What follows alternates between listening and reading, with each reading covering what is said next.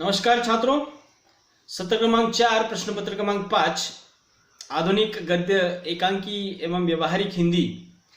इसके अंतर्गत हमारे पाठ्यक्रम में रखी गई जो एकांकियां है उसमें से 5वीं एकांकी हम कथावस्तु के तौर पर देख रहे थे। अब तक हमने इस एकांकी के कथावस्तु को समझ लिया है, अर्थात इस एकांकी के जो लेखक है चिरंजीत,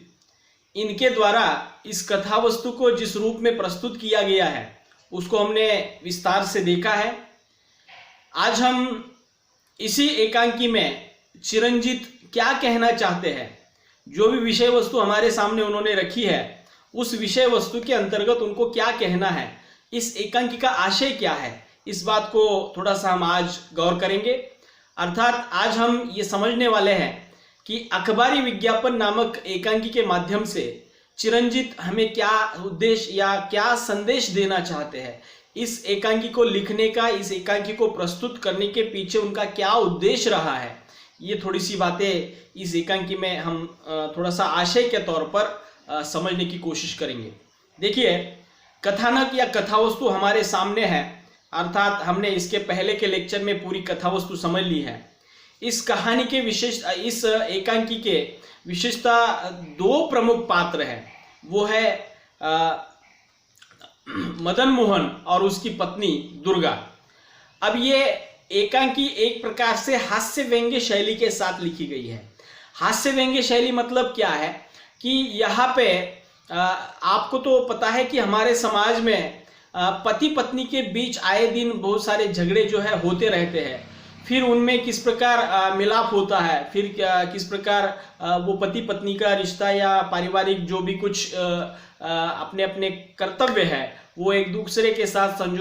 संजोया करते हुए किस प्रकार जीते हैं। ये तो कहानी रोजमर्रा की है, मतलब हमारे साथ ये या हमारे समाज में हम आए दिन देखते हैं। तो इस एकांकी में भी लगभग उसी कथानक को या उसी विषय को जो है अलग ही ढंग से चिरंजीत ने यहाँ पे प्रस्तुत करने की कोशिश की है। इस एकांकी का जो शीर्षक है अखबारी विज्ञापन, इस शीर्षक के माध्यम से मुझे बताना यह है कि अखबार तो हर घर में आता है, हर कोई व्यक्ति जो है अखबार पढ़ना चाहता है और अखबार पढ़ते भी है। और अखबार के कुछ अपने अपने हिस्से होते हैं, मतलब प्रत्येक अखबार के अपने अपने एक विशिष्ट तरीके के पाठक होते हैं। कुछ लोग जो है जानकारी हासिल करने के लिए उस अखबार को पढ़ते हैं, कुछ लोग विज्ञापन के जरिए उसमें पैसे कमाते हैं, कुछ लोग जो है नौकरी की अगर उनको ज़रूरत है तो उसकी छानबीन करने के लिए, उसकी खोज करने के लिए अखबार को पढ़ते रहते हैं। आपने ऐसे अखबार के पन्नों पर कुछ ऐसे छोटे छोटे विज्ञापन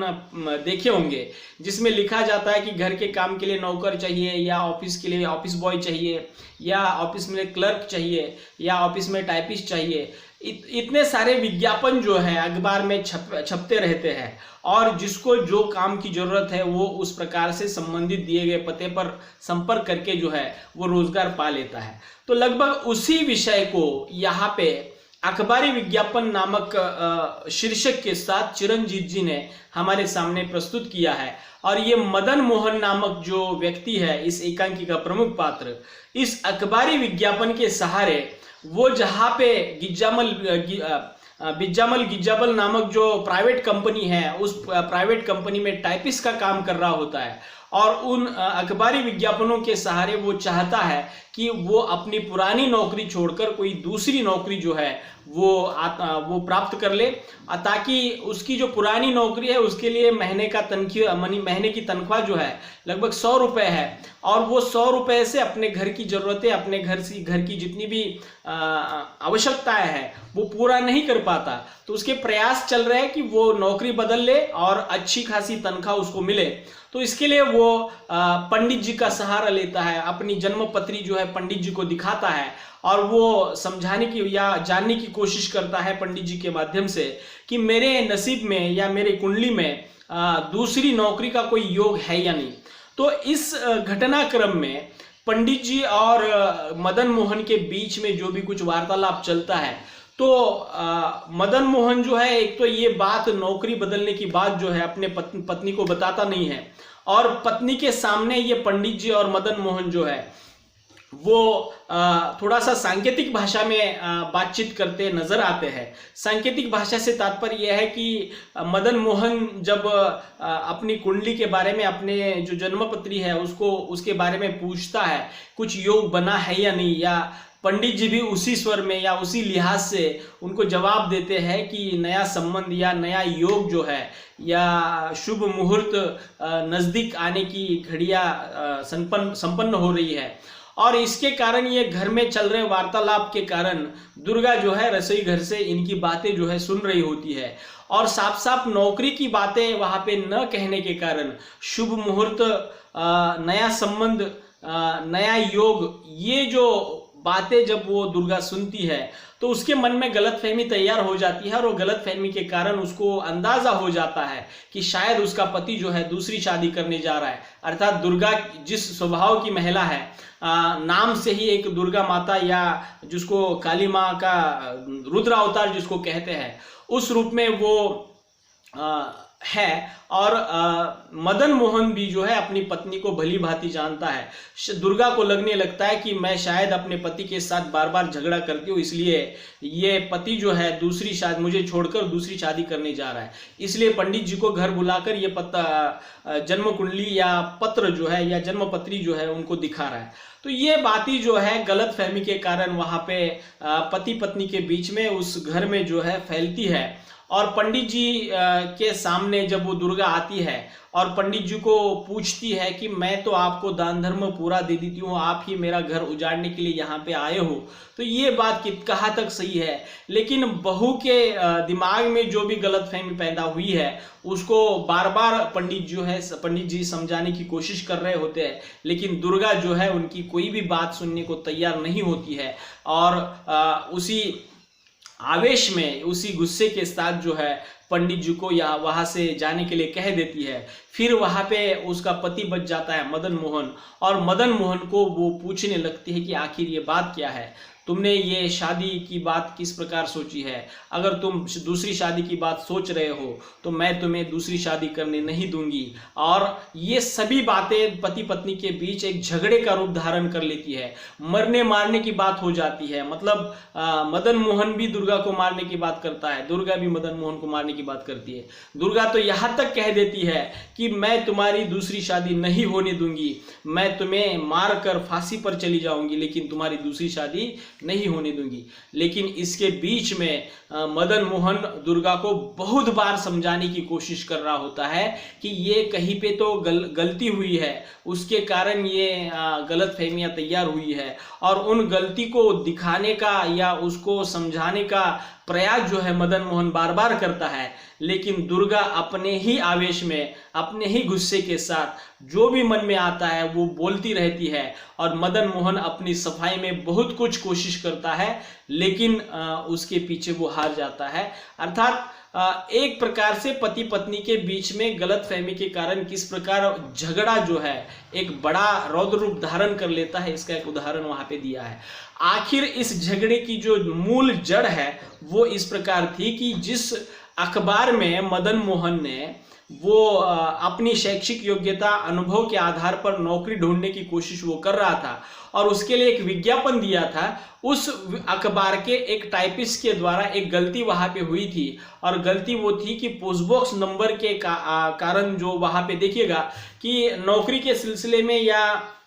उसके संदर्भ में जो भी कुछ विज्ञापन दिए जाते हैं, विशेषतः संबंधित व्यक्ति का नाम नहीं दिया जाता, ताकि ये अखबारी विज्ञापन की एक गुप्तता वहां पे रखी जाती है। और मदन मोहन ने अपना नाम न लिखने के कारण या नहीं लिखा जाने के कारण अखबार की ओर से उनको एक पोस्ट बॉक्स नंबर दिया जाता है, और उस पोस्ट बॉक्स नंबर के सहारे जो है संबंधित व्यक्ति को संबंधित दिए गए विज्ञापन के उत्तर के रूप में पत्र वहां पे आ जाते हैं। तो वहां पे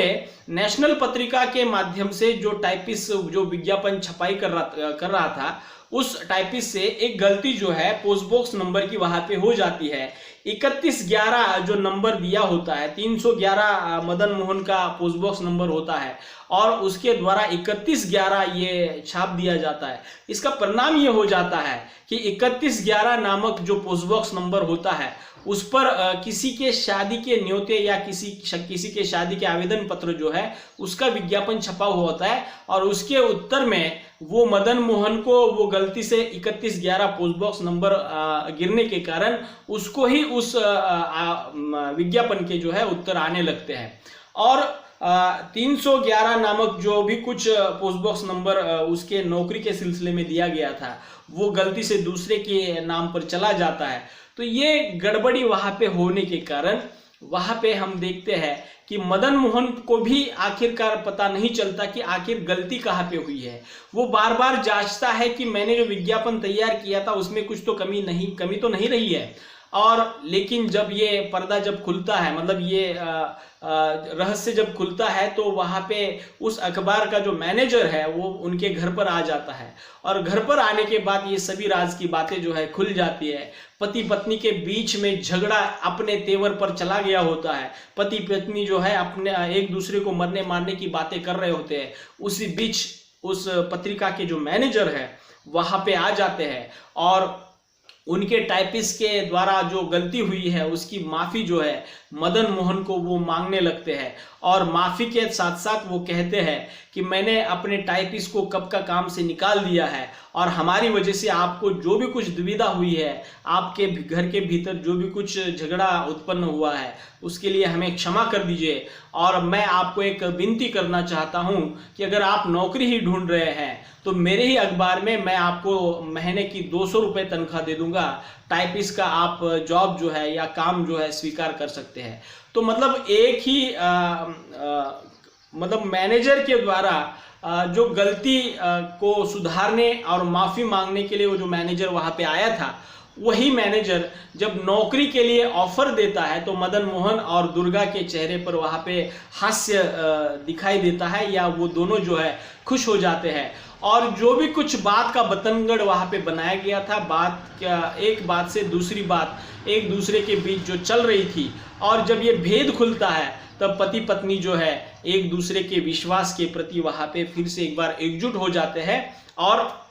एकांकी जो है जब नौकरी की बात, या मदन मोहन जिसकी कोशिश कर रहा था, वो नौकरी जब मिलती है तो फिर से एक बार वहाँ पे पति पत्नी के बीच में वही रिश्ता, वही नाता, वही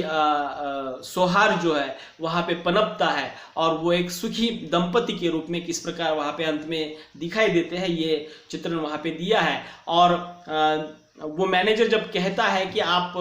आज से ही मेरी ऑफिस का काम जो है, मेरे दफ्तर का काम जो है आप शुरू कर सकते हैं, लेकिन मदन मोहन उनको उसी ढंग से, उसी हास्यात्मक शैली से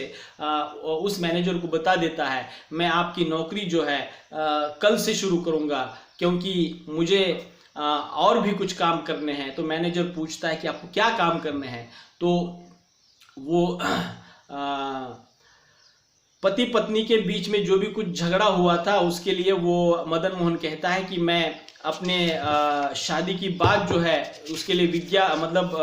दूसरी शादी करना चाहता हूँ, मतलब मैं अपने ही पत्नी के साथ फिर से एक बार शादी करने जा रहा हूँ, और उसके लिए मैं आपकी नौकरी जो है कल से शुरू करूँगा। मैं आज दूसरी शादी जो है अपने पत्नी के साथ ही वहाँ पे करूँगा। तो वहाँ पे मैनेजर भी उसी लहजे से, उसी ढंग से हंसी मजाक के साथ मदन मोहन को कहते हैं, अगर आप जो है दूसरी शादी अपनी ही पत्नी के साथ करने जा रहे हैं तो आपको हमारे विज्ञापन में फिर से एक बार विज्ञापन देना पड़ेगा। तो ये जो बातें हैं थोड़ी सी हंसी मजाक के साथ, हास्यात्मक शैली के साथ जो है चिरंजीत अब एक पति पत्नी के संबंध को वहाँ पे दिखाना चाहते हैं। इस एकांकी के माध्यम से चिरंजीत को क्या कहना है, तो आखिरकार देखिए, पति पत्नी का रिश्ता जो है विशेषता विश्वास के आधार पर निर्माण हुआ होता है, और इस विश्वास को एक बार जब ठेस पहुंचती है, आए दिन या संसार में या जो भी कुछ पारिवारिक जिम्मेदारियां हम निभा रहे होते हैं, उस दौर में जो है बहुत सारी ऐसी गलतियां, बहुत सारे ऐसे गलत फहमियाँ, या बहुत सारी ऐसी आशंकाएं, संदेह या शक कह सकते हैं, तो ये पति पत्नी के रिश्ते के लिए बहुत घातक चीज़ें वहाँ पे होती है। एक प्रकार का वायरस जो है, ये शक होता है, संदेह होता है। ऐसा चिरंजीव को भी कहना है कि पति पत्नी का जो रिश्ता होता है वो केवल और केवल विश्वास के धागे में बंधा हुआ होता है, और उस विश्वास के धागे में अगर एक भी वहाँ पे कोई बाधा आ जाती है तो समझ लीजिएगा कि वो परिवार किस प्रकार बिखरता है। इसका एक उदाहरण इस एकांकी के माध्यम से वो बताना चाहते हैं। आखिरकार वहाँ पे मैनेजर अगर नहीं आया होता तो इन दो पति पत्नी के बीच में किस प्रकार झगड़ा निर्माण हुआ था और उनके बीच में तलाक हो जाता। आज समाज में ऐसे कई सारे उदाहरण हैं कि गलत फहमियों के कारण बहुत सारे तलाक जो है हमारे समाज में निर्माण हुए हैं, या आज उस अवस्था में लोग जी रहे हैं। तो चिरंजीव इस एकांकी के माध्यम से हमारे सामने वही बात रखना चाहते हैं कि अगर पति पत्नी के बीच में किसी बात को लेकर झगड़ा है, संदेह है,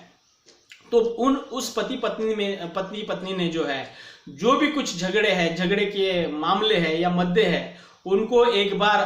आपसी चर्चा के साथ सुलझाने चाहिए। अगर वो आपसी चर्चा के साथ दिमाग में जो भी कुछ शक पाले हुए हैं उसका अगर निराकरण कर देते हैं तो फिर से एक बार वो पति पत्नी एक साथ वहाँ पे आ सकते हैं, और जो टूटने वाला जो परिवार है उसको वो बचा सकते हैं। तो चिरंजीव भी इस साधारण से विषय के आधार पर यही बताना चाहते हैं कि आज हमारे समाज में जो तलाक की जो प्रवृत्ति बढ़ी हुई है या डिवोर्स लेने की जो प्रवृत्ति बढ़ रही है, उसके लिए हमें पति पत्नी के बीच जो विश्वास का जो रिश्ता है, उस विश्वास के धागे को हमें और अधिक गहरा करना पड़ेगा और अधिक उसकी पकड़ मजबूत बनानी पड़ेगी। तभी जाकर हमारी पारिवारिक जो संस्कृति है, भारतीय संस्कृति पूरे विश्व में विख्यात है, ये पारिवारिक संस्कृति जो है जिंदा रहेगी। नहीं तो छोटे छोटे कारणों के कारण आज समाज में पनप रहे जितने भी तलाक है वो हमारे समाज के लिए शोभनीय नहीं है। विदेशों में हम देखते हैं कि बहुत ही क्षुल्लक या छोटे छोटे कारणों के कारण वहाँ पे तलाक हो जाते हैं। ऐसा कहा जाता है कि हमारा समाज जो है बहुत जल्दी जो है पाश्चात्यों का अनुकरण करता है। लगभग ये अनुकरण अब तलाक तक भी आ गया है। आज आपको ताज्जुब होगा कि आज तलाक के कारण क्या क्या है, कि कुछ इस प्रकार के कारण है कि किसी ने पसंद का मोबाइल नहीं खरीद लिया, मतलब पति ने अपनी पत्नी के लिए पसंद का मोबाइल नहीं खरीद लिया, तब दोनों के बीच में झगड़ा हो जाता है, तलाक हो जाता है। किसी पति ने या किसी पत्नी ने अपनी पसंद का परफ्यूम वहाँ पे नहीं अपने शरीर पर मारा है, तो वहाँ पे भी तलाक हो जाता है। ये विदेश की जो संस्कृति है हमारे भारत के समाज में भी, हमारे परिवेश में भी पनप रही है। और ये तलाक वाली जो जिंदगी है, हम भावावेश में आकर, आवेश में आकर संबंधित समय में या तत्कालीन समय में जो भी कुछ निर्णय लेते हैं, और उस निर्णय का खामियाना जो है या उस निर्णय का परिणाम जो है, हम बाद में जैसे जैसे वो पति पत्नी जो है बिखरने लगते हैं, एक दूसरे से अलग होने लगते हैं, तब उस दौरान जो है अब उनको ये महसूस होने लगता है कि हमने जो निर्णय लिया था वो कितना गलत था, और एक दूसरे को हमने उसी समय समझ लिया होता, एक दूसरे के साथ बातचीत अगर एक क्षण आकर वहाँ पे की होती तो शायद ये परिस्थितियाँ निर्माण नहीं होती। और इस तलाक के कारण जिनके बच्चे नहीं है उनकी बात तो अलग है, लेकिन जिनके बच्चे हैं उनकी तो समस्या और गहराई जाती है कि जो बच्चे होते हैं उन पर क्या बीतती है। पति पत्नी अलग, माँ बाप अलग हो जाते हैं, और बच्चे जो है ऐसी अवस्था में उनके ऊपर क्या परिणाम होता होगा। लगभग ये सभी स्थितियों को वहाँ पे चिरंजीव जो है हमारे समाज में ये जो समस्या पनप रही है और दिन ब दिन वो उसमें वृद्धि हो रही है। लोग आए दिन बहुत सारे मामले जो है, पारिवारिक मामले जो है पुलिस थानों में दर्ज होते हैं, और हम देखते हैं कि बहुत सारे आज भारत भर में तलाक हो रहे हैं। तो उसकी जड़ क्या है, उसकी निजात क्या है, तो उस निजात को या उस जड़ को जो है हमें पहचानना होगा। और हमारी जो पुरानी संस्कृति है उस पुरानी संस्कृति के आधार पर हमें समझना होगा कि हमारे लिए परिवार कितना जरूरी होता है। हम गुस्से में आकर जो निर्णय लेते हैं वो क्षणिक होता है, लेकिन उस निर्णय के जो परिणाम होते हैं जिंदगी भर उस पति पत्नी को भुगतने पड़ते हैं। लगभग ये सभी बातें जो है मुझे लगता है कि इस एकांकी के माध्यम से चिरंजीत हमारे सामने कहना चाहते हैं। तो पति पत्नी के रिश्ते को लेकर उन्होंने इस अखबारी विज्ञापन नामक एकांकी के माध्यम से अपनी बातें जो है समझाने की कोशिश की है। भले ही व्यंग्य का सहारा चिरंजीत ने इस एकांकी में लिया है, लेकिन इस व्यंग्य के पीछे समाज की जो दर्दनाक अवस्था है उस अवस्था से रूबरू कराना जो है चिरंजीत का उद्देश्य है, ऐसा मुझे लगता है। अर्थात हमारे समाज में जो भी तलाक के जो मामले बढ़ रहे हैं उन मामलों में किस प्रकार गिरावट आ जाए, किस प्रकार उन मामलों को कम किया जाए, उसके लिए भी ये एकांकी जो है मुझे लगता है कि एक महत्वपूर्ण पहल हो सकती है। और जिन पति पत्नी के बीच में बार बार झगड़े होते हैं उन झगड़ों को अगर सुलझाना है तो मुझे लगता है कि इस प्रकार की हास्य व्यंग्य मिश्रित जो रचनाएं हैं उन लोगों ने पढ़नी जरूर चाहिए। और दोनों के बीच में जो भी कुछ झगड़े की जड़ है उसको चर्चा के साथ वहाँ पे उसका अंत करना जरूरी है, और वो पति पत्नी फिर से एक बार एक परिवार के तौर पर जुड़ने जरूरी है। तो ये लगभग उद्देश्य जो है इस एकांकी के माध्यम से